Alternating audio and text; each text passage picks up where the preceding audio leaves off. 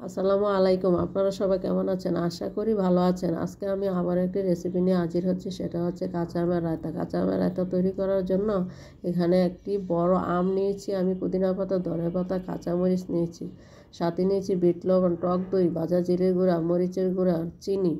এখন আমি রায়তাটা তৈরি করার জন্য আমটাকে খোসা ছাড়িয়ে নিব। সিদ্ধ করে নিয়েছি আমটাকে, এখন আমি গ্রেট মেশিনের সাহায্যে গ্রেট করে নিব।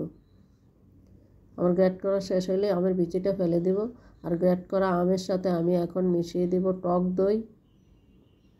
আমি আগে থেকে পুদিনা পাতা, ধনেপাতা, কাঁচামরিচ পিষে রেখেছিলাম, সেটা মিশিয়ে দেব। এখন দেব চিনি।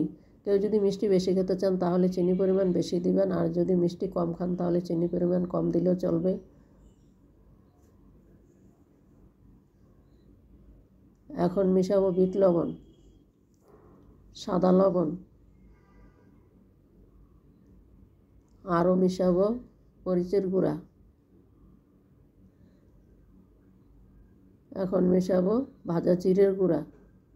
এগুলো একসাথে আমি মিশিয়ে নেব। এই রায়তাটা সাদা ভাত, পোলা ভাত, বিরিয়ানির সাথে খাওয়া যায়, এমনকি নাস্তা, রুটি, পরোটা, সিঙ্গারা, সমোসা, রোল এগুলোর সাথেও খাওয়া যায়।